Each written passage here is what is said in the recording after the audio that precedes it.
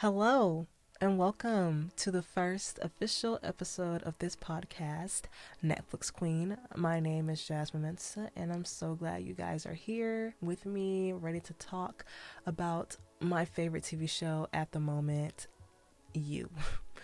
Now, I would like to put it out there that there will be spoilers. There will be spoilers every single week. So, when you see the title of the show that we'll be discussing that week, and if you don't like spoilers, I highly advise you not to listen because if I don't tell everything about that specific show, I will be telling most of everything. So, now that that's out there, let's go ahead and get started. Let's dig in here because when I first saw the trailer for You, and I didn't really pay attention to it. I just kind of like skimmed through it.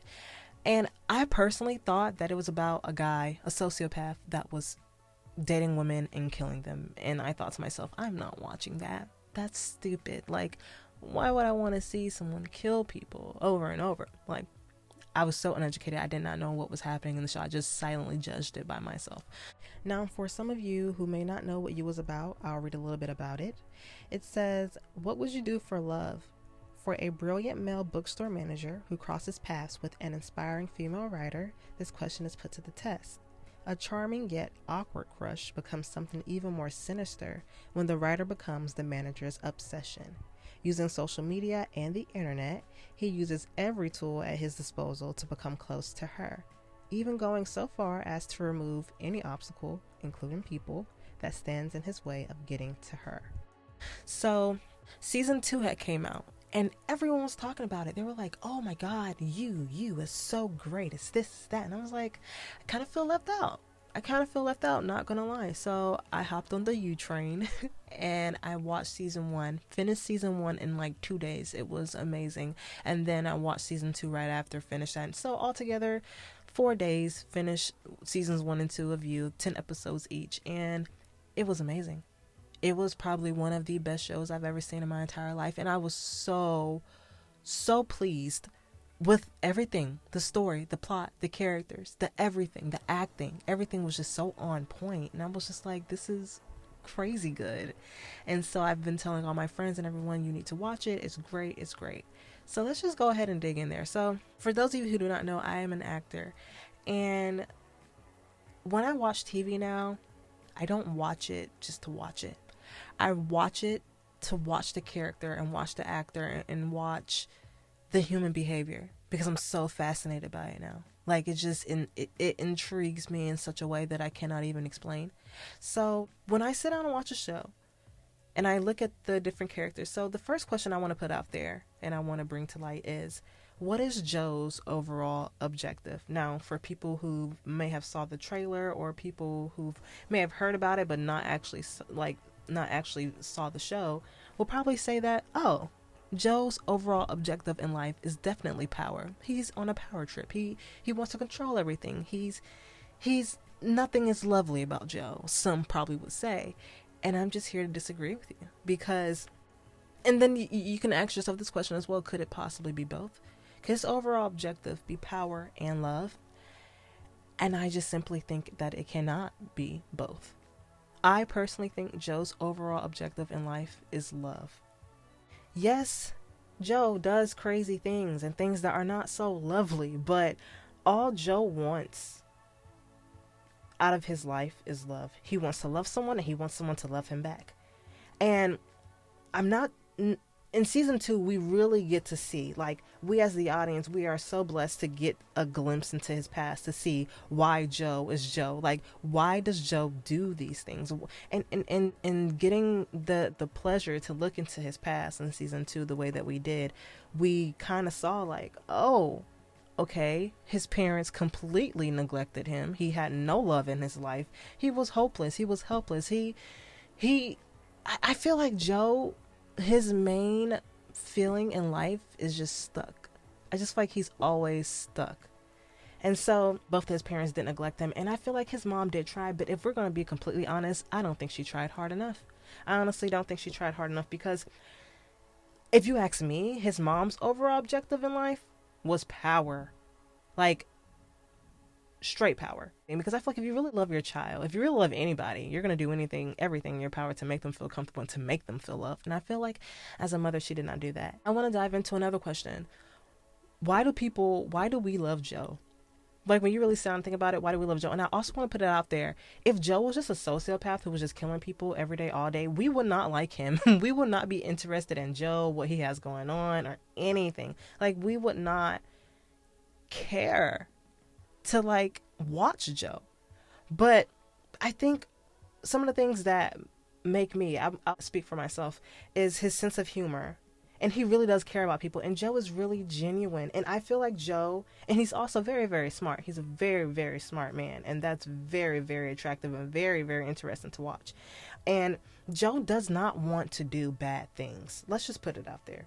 Okay? He wants to be good. He really wants to be good. And I also think in Joe's head, in his mind, he thinks that some of the things that he is doing is okay. He feels like he's doing it for a right cause, you know? And he hits obstacles like many of us do in our regular life. And I think it's amazing and so interesting to watch him overcome those obstacles.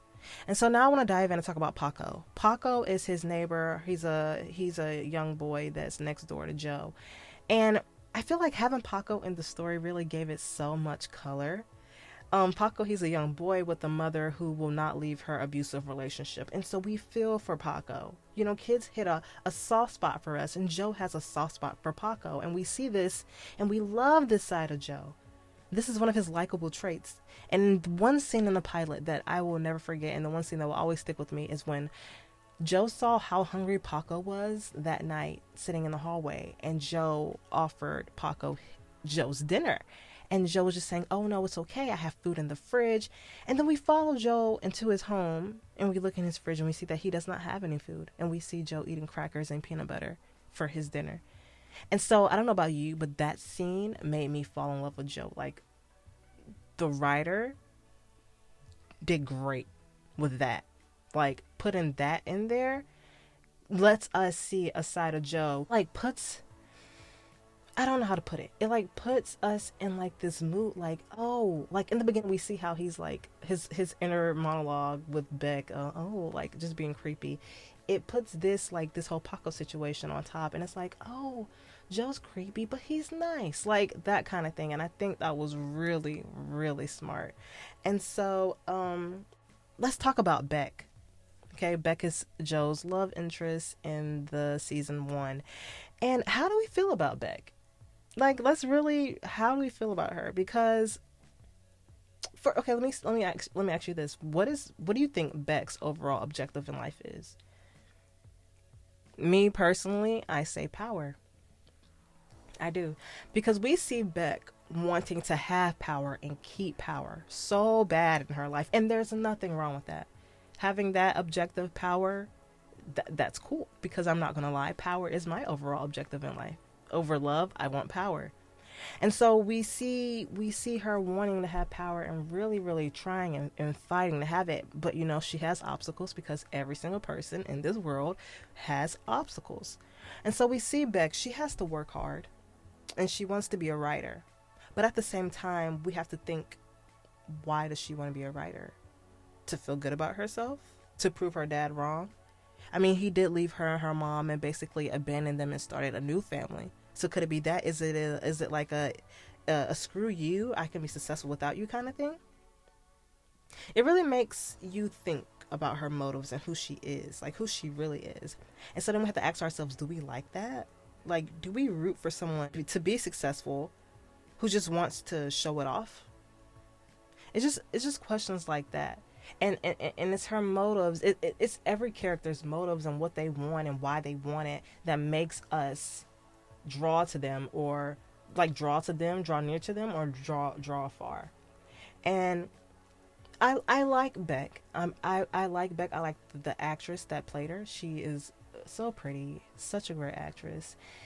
But sometimes I don't like Beck, and I can't put my finger on it. I feel like in the beginning she was kind of whiny. I don't feel like she really. I didn't feel like she wanted to fight. But then towards the middle, towards the end, I was like, oh, she really is a fighter. I like this side of Beck. An example would be we see Beck take her power back from her professor who wants to sleep with her. Beck declines the invitation. He gets so upset and basically wants to ruin her life and her career. And so we see Beck basically find these other girls who has dealt with the same situation with the same professor, and she threatens to blackmail him. Like, if you do this, if you try to ruin my life and my career, my livelihood, I will ruin yours. And we see the professor, you know, he didn't think at first that Beck was serious. Then he realized she was serious, and he was like, okay. So seeing her get her power back from him, that was when I really started to like her. I was like, oh, she's a fighter. I love this side of Beck. She's not just sitting down and taking it. She's standing up for herself. And, you know, we love a strong woman. Like, we love a strong woman who fights for what she wants and doesn't stop until she gets it. So we have that. Now, Joe has obstacles on obstacles, like a crazy amount of obstacles in this season. Two of his biggest obstacles were Benji, which is Beck's quote-unquote boyfriend, which really wasn't her boyfriend. They just sleep together. And then we have her best friend, Peach. Those were the two main obstacles for Joe. Now, let's talk about Benji first, the sleeping buddy. Joe felt like Benji was bad for Beck. And I'm not gonna lie, I feel the same exact way. He was a horrible person to Beck, and Beck did not deserve him, did not deserve what he was dishing out to her. And so, not only was Benji not good for Beck, but he was one of the things that was in the way of Joe he was one of the things in the way of Joe getting what he wanted out of life, which was love. And so, was it wrong for Joe to trap Benji in the glass cage in the basement of the bookstore and kill him? Absolutely. That was horrible. But Joe did what Joe had to do in order for Joe to get what Joe wanted. And that's what makes us fall in love with characters. Even if they do bad things to get what they want, we see them fighting for what they want. And so it doesn't make it as bad. And especially if the person that he killed is a bad person. Not saying that it's okay. It felt okay. So let's just talk about this glass cage for a second, though. And, like, what's up with this glass box that Joe likes to throw people in? It's funny to me because when I was rewatching this season, the box just kept sticking out to me. I was like, why is Joe... It's the reason why they wrote in this glass cage. Like, they didn't just write it in for fun, for funsies. They wrote it in for a reason. And I'm just sitting there trying to figure out, what is the reason for this glass cage? Yeah, to put people in, but why? So I thought about it, and I was like, Joe only puts people in this cage when he feels trapped. When Joe feels trapped, he puts people in the cage. And when Joe needs a second to think, Joe puts people in the cage. And that just kind of stuck out to me, and it was kind of like really cool. Like, I don't know. I can't really explain it, but the glass cage, there's just something about the glass cage, and it's really weird how he'll trap people in there when he needs to think or when he feels trapped.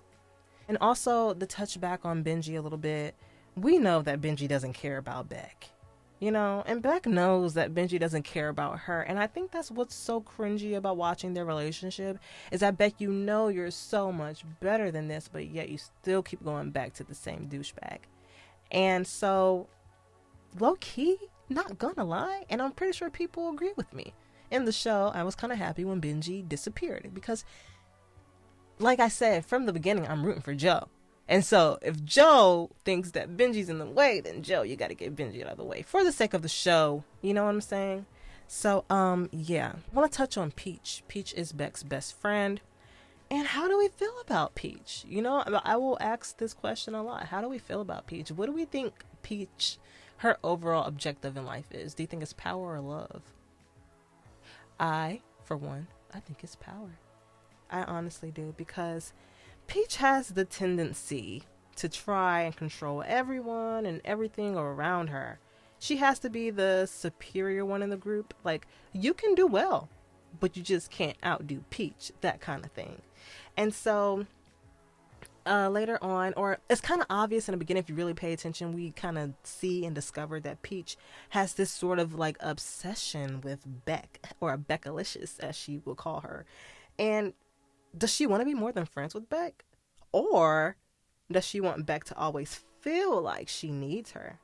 Even when she loans Beck money, is she being a good friend? Or again, is she trying to control the situation? Is she trying to control Beck? Or does she want to loan Beck money so she can throw back in her face, everything I do for you and you do this? That kind of thing. That's very, very condescending and very, very controlling. Long story short, I feel like Peach wants to have Beck all to herself, and Joe wants Beck all to himself. So now we have a real big problem. Two people want the same person, and they will stop at nothing until they get that person. Who's going to win? When Peach finds Joe in the vacation house that she and Beck were at that night, and Beck is gone now, and they get into the argument, and Peach sees that Joe has on Benji's watch, which, can I say, is probably the stupidest thing Joe ever did in this whole season. Why would you wear a dead man's watch? Like, Joe, I love you, but you just got to do a little bit better. So that was the point for me watching it. I was like, oh, that's a point of no return. Like, I don't think it could have gone any other way. Somebody at that moment had to die. Because they both love Beck, and neither one of them were going to give her up, period. Point blank, period. Someone was going to die. It was either going to be Peach, or it was either going to be Joe, or both. I don't know. And so Peach tries to kill Joe, and she fails. Joe kills her. Peach was in the way, and he got her out of the way because it's only one thing on his mind. His objective is love, and he wants Beck to love him. He wants to love Beck, and Peach was in the way, so Peach had to go. So we fast forward some, see Beck and Joe start to have like relationship problems. And Joe thinks that Beck is cheating on him with her new therapist, Dr. Nikki. And so Beck doesn't like this out of Joe. She saw Joe was following her, and she did not like it, so Beck breaks up with Joe. And I honestly feel like that was a good thing for them both. And not just them, for us too. You know what I mean? Like, I kind of needed a break from them. They were kind of, like, their relationship was just kind of like, ugh, like it was on the rocks, and it was just like making you cringe and making you like, oh my God. So that was kind of nice. I enjoyed the break. I think I enjoyed the break more than they did. And we see Joe move on from Beck and starts dating someone else named Karen. Now, Karen is such a breath of fresh air. She's laid back, and she's so different from Beck, like completely different. And so I think we love Karen, but I think we love Karen, and I think some people still wanted Beck and Joe to be together. Like, deep down, we wanted Joe and Beck to be together. We wanted them to fight it out. You know what I mean? And so Joe thought that Karen was what he needed, but then later on, it turned out that she was not what he wanted. And so he gets back with Beck. Now let's just talk about very briefly a little bit about this little break that Beck and Joe had. Now, during the separation, we see a completely different side of Beck. She's more vulnerable. She's more in tune with her feelings. And she see that Joe isn't paying any attention. So now she's like, she wants Joe back. Kind of like every relationship kind of thing, you know. Towards the end of the season, we really get to meet Candace. Now, I didn't mention Candace in the beginning, but Candace is Joe's ex-girlfriend. They dated. She apparently cheated on him and moved to Italy. I think Italy or France, one of the two. Or did she though? That's the question that we as an audience were thinking, like, did she really move, or is she dead? Like, what's happening? Beck starts to get suspicious about Candace, this Candace character, and Beck starts to dig. And so while Beck is going through all of this digging, Joe finds out that Beck indeed did cheat on him with her therapist, Dr. Nikki. And this scene was completely heartbreaking. And I say it was such a moving performance by Penn Badley. It was beautiful. It was great. It was very heartbreaking, and I cried. We feel for Joe. We love Joe. I mean, Joe's kind of cuckoo, but we love Joe, and we will always love Joe. So after the heartbreaking scene, Joe forgave her. They moved on. Now let's move to the absolute point of no return. Beck finds Joe's secret little portal where he keeps basically all the evidence of all the bad things that he's done. I'm not sure if he kept them as trophies or if he kept them because he didn't want to get rid of them because he didn't want them to be found. I don't know.